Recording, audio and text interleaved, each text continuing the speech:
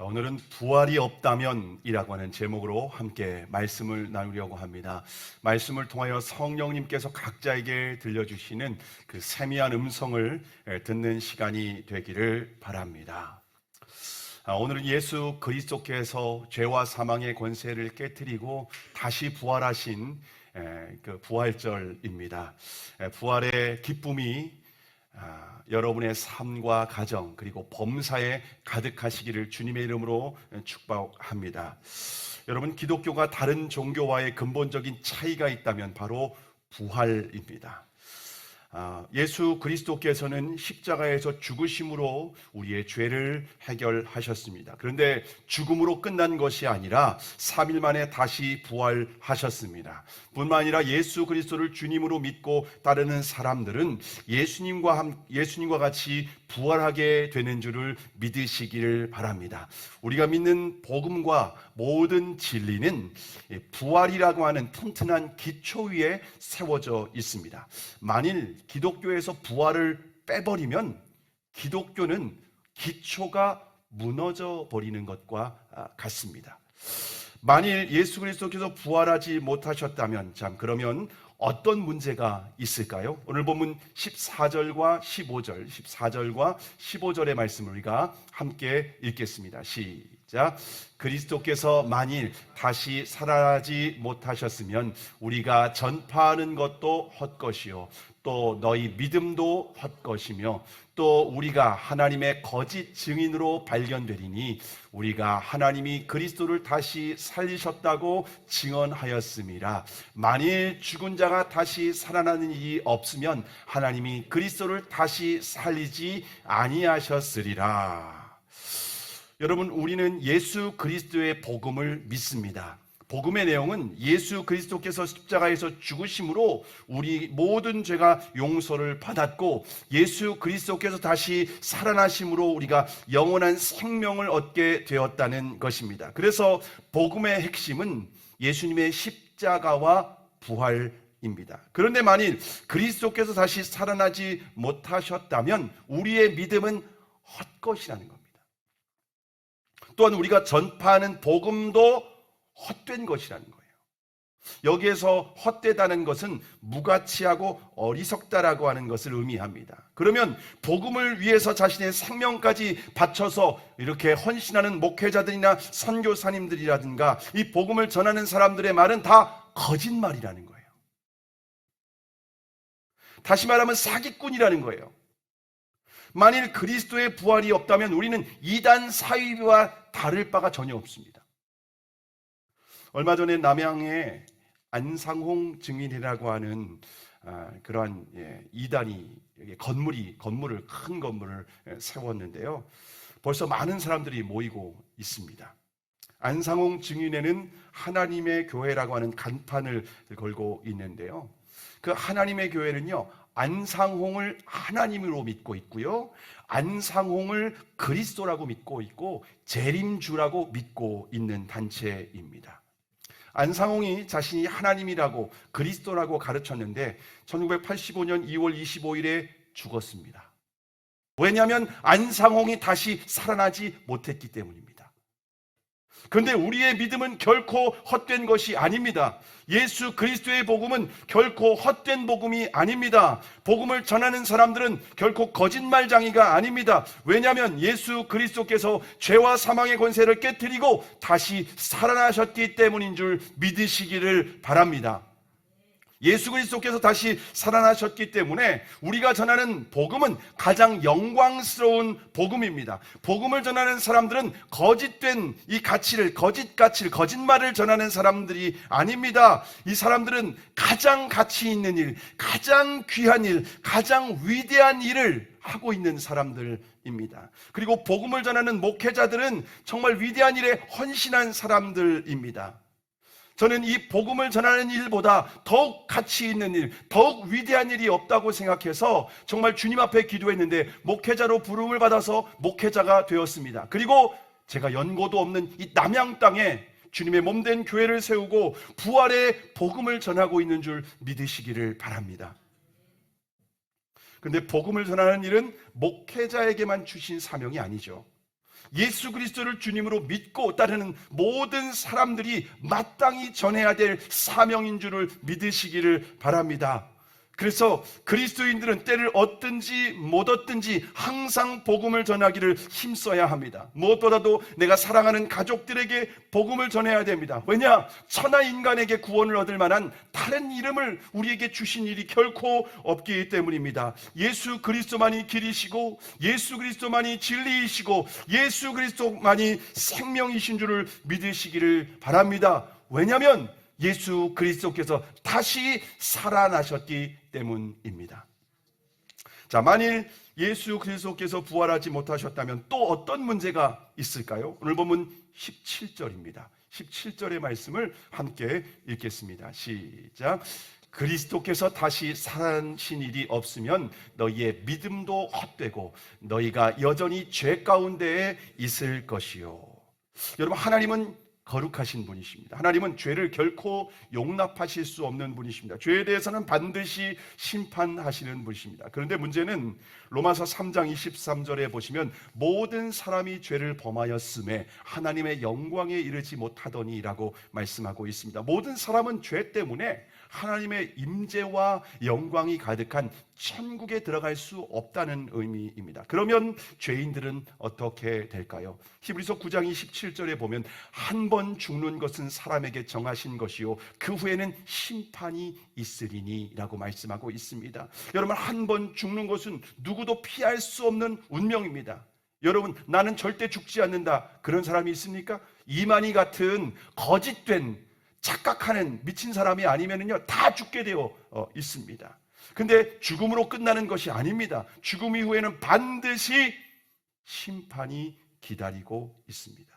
그래서 죄 사함을 받지 못한 사람은 자신의 죄로 인하여서 영원한 심판을 받을 수밖에 없습니다. 죄인은 하나님의 심판을 받고 영원한 지옥의 형벌을 받을 수밖에 없습니다. 한 번 지옥에 들어가면 다시 나올 수 없습니다. 지옥은 영원히 죽지도 않는 곳이에요. 지옥에 던져지면 불과 유황이 타는 못에서 영원히 고통을 받게 되는 겁니다. 죄에 대한 철저한 대가를 지불하는 거예요. 지옥에는 단 한 방울의 은혜도 허락되지 않는 곳입니다. 왜냐하면 지옥은 인간을 위해서 만들어진 장소가 아니라 마귀와 그를 따르는 종들을 위해서 예비된 곳이기 때문입니다. 하나님은 마귀와 그의 종들을 위해서는요 단 한 방울의 은혜도 허락하지 않으십니다.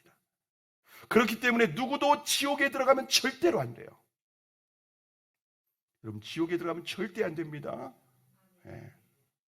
그래서 하나님께서는 외아들 예수 그리스도를 이 땅에 보내주셨습니다. 예수 그리스도는 죄 없으신 의로운 분이세요. 그런데 의로우신 예수 그리스도께서 우리의 죄를 담당하시고 수치와 조롱을 당하셨습니다. 그리고 십자가에 못 박히셨습니다. 죄 없으신 예수 그리스도, 하나님의 아들이신 예수 그리스도께서 하나님으로부터 철저히 버림을 당하셨습니다. 그래서 십자가에서 엘리 엘리 라마 사박다니, 나의 하나님 어찌하여 나를 버리셨나이까.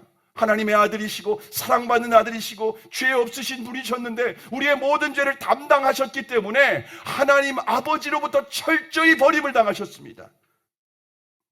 그리고 십자가에서 물과 피를 다 쏟으시고 마지막에 이렇게 외치셨습니다. 타탈레스타이, 다 이루었다. 모든 값을 다 지불했다. 우리를 위한 죄값을 다 지불했다는 겁니다. 그래서 누구든지 예수 그리스도를 주님으로 믿고 따르는 사람들은 죄 사함 받고 우리가 의롭게 된 줄을 믿으시기를 바랍니다. 이것이 바로 십자가 복음입니다. 그런데 만일 그리스도께서 다시 살아나지 못하셨다면 여전히 우리는 죄 가운데 거하는 것입니다. 우리의 믿음은 헛된 것입니다. 예수 그리스도의 죽음은 우리를 대속하기 위한 죽음이 아니라 죄인의 죽음과 다를 바가 없다는 거예요. 근데 예수 그리스도께서 다시 살아나셨습니다. 그래서 로마서 4장 25절에 보면은 예수는 우리의 범죄함을 위하여 내어줌이 되고 또한 우리를 의롭다 하심을 위하여 살아나셨느니라. 예수님께서 부활하심으로 우리가 죄사함 받았을 뿐만 아니라 우리가 의롭게 된 줄을 믿으시기를 바랍니다. 그래서 예수 그리스도를 주님으로 믿는 사람들은 더 이상 죄인이 아니에요. 예수 그리스도를 믿음으로 의롭게 되었습니다. 그래서 히브리서 4장 16절에 보시면 그러므로 우리는 긍휼하심을 받고 때를 따라 돕는 은혜를 얻기 위하여 은혜의 보좌 앞에 담대히 나아갈 것이니라. 예수 그리스도께서 부활하셨기 때문에 더 이상 심판의 보좌가 아니라 은혜의 보좌 앞에, 하나님 앞에 나아가는 것은 이제는 은혜의 보좌 앞에 나아가는 거예요. 하나님께 상급을 기대하고 나아가는 거예요. 기도의 응답을 기대하고 나아가는 겁니다. 예수 그리스도의 이름으로 우리가 나아갈 때 때를 따라 돕는 은혜를 베풀어 주세요. 우리가 이 세상 살아갈 때 때로는 힘든 순간들이 있죠.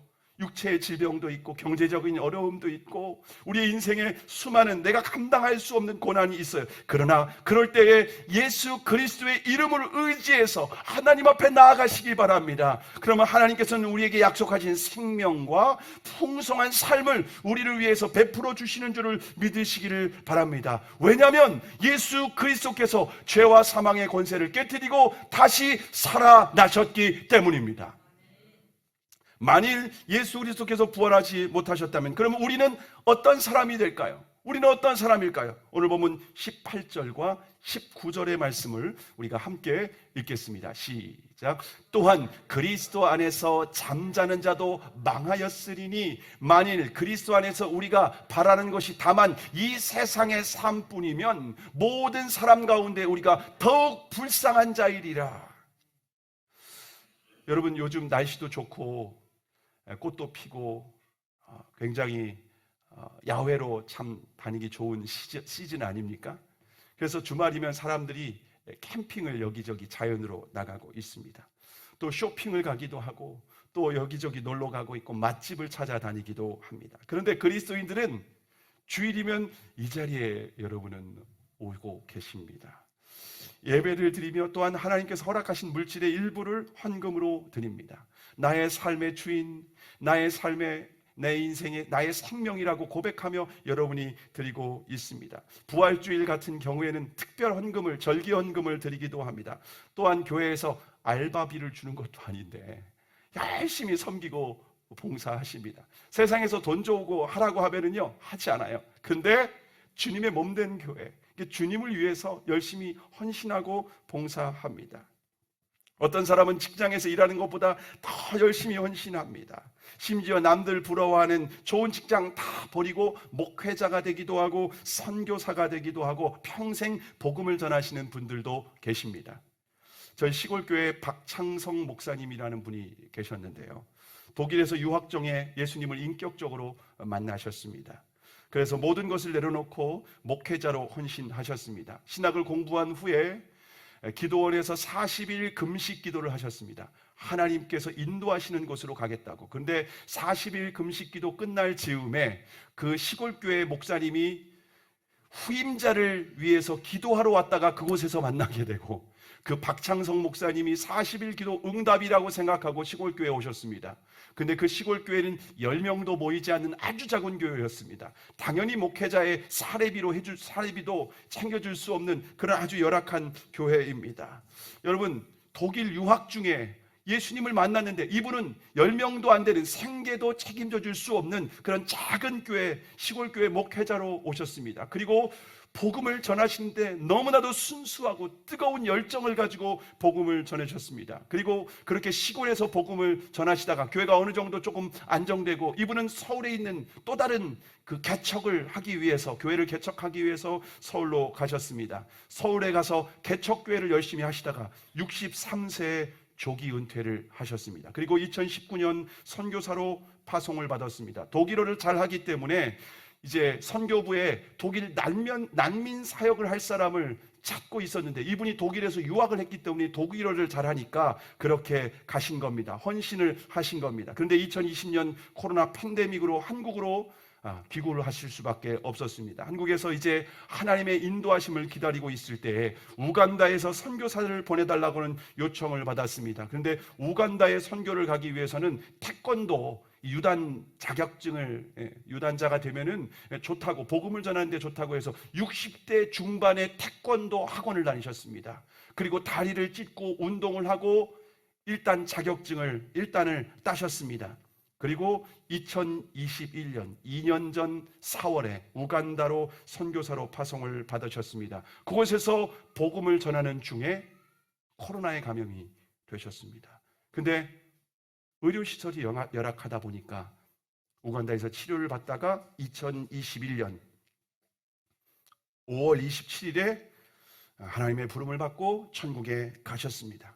만일 그리스도께서 다시 살아나지 못하셨다면 박창성 목사님은 가장 불쌍한 사람일 거예요. 아니, 그리스도 안에서 잠자는 모든 사람들은 가장 어리석은 사람일 수밖에 없습니다. 그러나 예수 그리스도께서 다시 살아나셨습니다. 예수 그리스도의 복음을 위하여서 헌신한 사람들은 결코 불쌍한 사람들이 아닙니다. 주님을 위하여서 자신의 생명을 아끼지 않은 사람들은 주님께 칭찬과 영광을 받게 될 것입니다. 우리가 예배를 드리고 헌금을 하고 주님을 위하여서 모든 수고를 아끼지 않는 그 모든 헌신은 하나님 나라의 상급으로 쌓여 있습니다. 우리는 썩어질 것을 심었지만 썩지 아니했을 것으로 하나님께서 우리에게 다시 돌려주실 것입니다. 하나님 나라에서는 해와 달의 영광이 다릅니다. 별과 별의 영광도 다릅니다. 복음을 위하여서 헌신하고 수고한 사람들은 반드시 하나님 나라에서 썩지 않는 영원한 면류관, 영원한 상급을 받게 되는 줄을 믿으시기를 바랍니다. 자, 그러면 예수 그리스도께서 부활하셨다는 증거가 있습니까? 부활의 증거는 무엇일까요? 부활의 증거로 가장 먼저 예수님의 빈 무덤을 우리가 말할 수가 있습니다. 모든 종교에는 교주가 죽으면은요, 왕릉과 같은 큰 무덤을 만듭니다. 그래서 교주의 무덤으로 자신들의 교세를 자랑합니다. 만약 그리스도께서 부활하지 못하셨다면 이스라엘 어딘가에 예수님이 무덤이 있을 거예요.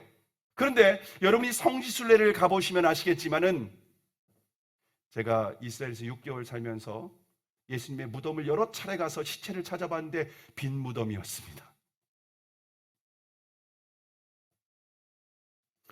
예수님의 무덤은 비어 있어요. 왜냐하면 살아나셨기 때문에 그렇습니다. 근데 빈 무덤은 부활의 확실한 증거가 되지 못합니다. 왜냐하면 부활을 거부하는 사람들은 유대인이 예수님의 시체를 숨겼다고 그렇게 생각하는 사람들도 있기 때문입니다. 그러면 예수 그리스도께서 부활하셨다는 다른 증거는 무엇일까요? 그것은 예수님의 말씀으로 인하여서 지금도 수많은 사람들이 변화되고 있다는 거예요. 지금도 수많은 사람들이 예수님을 인격적으로 만나고 말씀을 통해서 그 삶이 변화되고 있습니다. 저도 그 중에 한 사람입니다. 예수님을 만나기 전에 연예인이 되고 싶었습니다. 웃을 줄 알았습니다. 이 얼굴에 무슨 영화배우 탤런트, 그 당시에 개그맨이 되고 싶었습니다. 지금은 썰렁하다고 아내로부터 구박을 많이 받는데 그 당시는 제법 웃기다는 얘기를 많이 들었습니다. 근데 예수님을 만나고 난 이후에 삶이 변화되었어요. 그리고 복음을 전하는 목회자가 되고 싶은 마음의 소원이 있었고 이제 목회자가 되어 있습니다. 여기 계신 여러분들도 예수님을 만난 이후에 인생이 변화되었고 가치관이 변화되었고 목적이 변화되었고 예수님이 아니고는 설명할 수 없는 그런 사람들이 여러분 중에도 이미 많이 있습니다. 여러분, 우리의 삶이, 그리스도인들의 변화된 삶이 예수님의 부활을 증거하는 거 아니겠습니까? 근데 이것만으로도 부활의 확실한 증거가 되지는 못합니다. 왜냐하면 불교 신자들도 스님의 설법을 통해서 인생이 바뀌고 마음 수련을 통해서 삶이 변화되는 사람들도 있잖아요. 정말 인생에서 끝장이다라고 생각했는데 뭔가 그냥 변화되고 술 끊고 제대로 살아가는 사람들도 우리 주변에 있어요. 그래서 이것만이 부활의 결정적인 증거라고 말하기에는 빈약하다는 거죠. 부족한 부분이 있다는 거죠. 그러면 예수 그리스도께서 부활하셨다는 결정적인 증거는 무엇일까요? 고린도전서 15장 4절에서 6절에 보시면 장사 지낸 바 되셨다가 성경대로 사흘 만에 다시 살아나사 게바에게 보이시고 후에 12제자에게와 그 후에 500여 형제에게 일시에 보이셨나니 그 중에 지금까지 태반이나 살아있고 어떤 이는 잠들었으며 라고 말씀하고 있습니다. 여러분, 예수님의 부활을 목격한 증인이 있다는 거예요. 여러분, 어떤 사고나 사건이 일어났을 때에 목격한 증인이 한 사람이라도 있으면요, 그 재판의 결과가 완전히 뒤집어지게 됩니다. 교통사고를 났는데 목격자가 있다고 하면은요, 여러분, 상황이 달라지는 겁니다. 근데 예수님의 부활을 목격한 증인이 있다는 거예요. 그 첫 번째 증인으로 베드로를 소개하고 있는데요, 베드로는 예수님께서 잡혀가셨을 때 두려워서 남몰라라 하고 예수님 도망갔던 제자였습니다. 어린 계집종 앞에서 3번씩이나 예수님 모른다고 부인하고 저주까지 했었던 제자였습니다. 다른 제자들도 다 버리고 도망갔어요. 그런데 예수님의 부활을 목격한 베드로와 이 제자들의 인생이 달라졌어요. 그렇게 겁 많았던 제자들이 부활을 목격한 후에 살아났다고 증언하기 시작하는 거예요. 무슨 약을 잘못 먹은 것도 아닌데 그들이 살아났다는 거예요. 그들이 부활을 증언하는 것으로 유익을 얻는 것이 전혀 없습니다. 오히려 고난과 핍박과 심지어 죽음 당하게 되는, 순교를 당하게 되는 그런 위험한 상황 가운데 있습니다. 그런데 그들은 죽음을 두려워하지 않고 담대하게 부활의 기쁜 소식을 전했습니다. 예수 그리스도의 부활을 증거한 제자들은 모두 그렇게 해서 순교를 당하게 됩니다. 어떻게 겁 많은 겁쟁이들이 며칠 만에 목숨을 걸고 부활을 증거할 수 있을까요? 여러분은 수천만 원, 수억 돈을 준다고 하면 목숨 걸 수 있겠습니까? 만약 예수 그리스도의 부활이 거짓이라면 자신의 생명을 버리면서까지 부활을 증언할 수 있겠습니까? 제자들의 순교는 예수님의 부활을 확증해주는 강력한 증거인 줄을 믿으시기를 바랍니다. 근데 예수님의 제자들뿐만 아니라 그 외에 500명의 증인이 또 기다리고 있어요. 500명. 그들은 모두 예수님의 부활을 일시에 똑같이 봤어요. 여러분, 12명이 각각 뭔가 예수님의 환영을 봤다고 생각할 수 있잖아요. 근데 500명이 지금 한 50명밖에 안 되는데 여기 10배 되는 인원이 동시에 목격했대요. 누구를? 예수님이 부활하신 것을. 근데 여기에서 카운팅은 남자만 카운팅한 숫자예요. 왜냐하면 이 여자와 당시의 아이들은요, 법정에서 증인으로서의 효력이 없기 때문에 그래요. 그 당시에는. 지금은 증인이 됩니다. 그 당시에는 그랬어요. 근데 예수님의 부활을 가장 먼저 목격한 사람들은 모두 다 여자들이었어요. 그래서 여자와 아이들까지 합하면 최소한 2,000명의 증인 이상이 있습니다. 당시 예루살렘 인구가 4만에서 5만이었어요. 지금 남양 인구가 4만에서 5만이에요. 근데 이 4, 5만 되는 사람들 중에 한 2,000명이면은요, 20명 중에 1명은 부활을 목격한 증인이라는 거예요. 그리고 거의 다 대부분이 태반이라 살아있대요. 그래서 부활이 사실인지 아닌지 궁금해. 이 고린도전서가 기록되는 것은 20년, 예수님이 부활을 하신 지 20, 30년 후예요. 진짜 부활이 사실이라고 하는 거 알고 싶어? 그러면 예루살렘 가서 한번 만나봐. 한번 만나봐. 물어봐. 여러분, 이것보다 확실한 방법이 어디 있을까요? 만약 부활이 사실이 아니라면 가서 물어봐, 이 말 못해요. 증인이 있어, 물어봐, 이 말 못해요. 가서 물어봤는데 거짓이라면 다 끝나는 거 아닙니까? 그런데 예수님의 부활이 확실하니까 가서 물어보라는 거예요.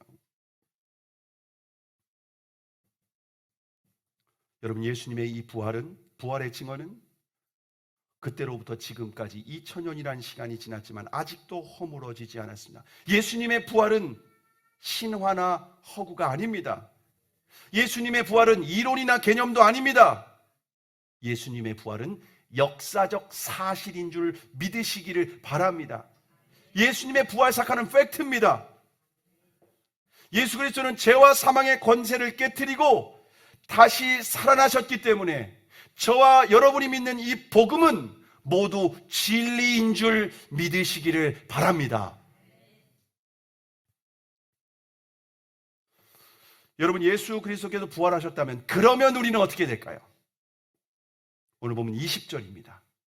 20절 말씀 우리가 함께 읽겠습니다. 시작. 그러나 이제 그리스도께서 죽은 자 가운데서 다시 살아나사 잠자는 자들의 첫 열매가 되셨도다. 여러분, 예수 그리스도는 잠자는 자들, 죽은 자들의 첫 열매가 되었다는 겁니다. 첫 열매가 있으면은요, 두 번째 열매, 세 번째 열매, 네 번째 열매, 다섯 번째 열매 있다는 거예요. 예수님은 첫 번째 열매세요.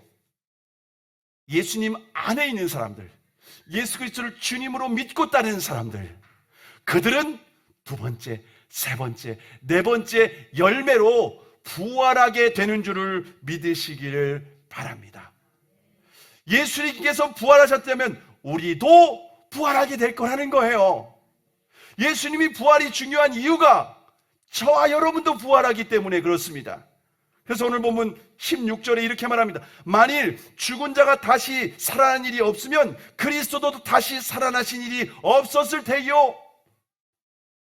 우리가 살아날 일이 없으면 그리스도도 다시 살아나지 않았을 거야. 그래서 예수님은 우리와 한 몸이라고 합니다. 예수님은 머리가 되시고 우리는 그분에 연결되어 있는 몸입니다. 머리가 부활했습니다. 몸은 이제 따라가야죠. 예수님이 부활하셨습니다. 예수님에 연결된 저와 여러분도 부활하게 되는 줄을 믿으시기를 바랍니다. 그러므로 예수 그리스도를 주님으로 믿고 따르는 사람 결코 불쌍한 사람들이 아닙니다. 가장 현명하고 지혜로운 사람들입니다. 아니, 예수님 앞에 자신의 생명을 다 드린 사람은 가장 영광스러운 사람들입니다. 그리스도 안에서 잠자는 자들, 순교한 자들, 헌신한 자들은 더 큰 영광을 얻게 될 것입니다.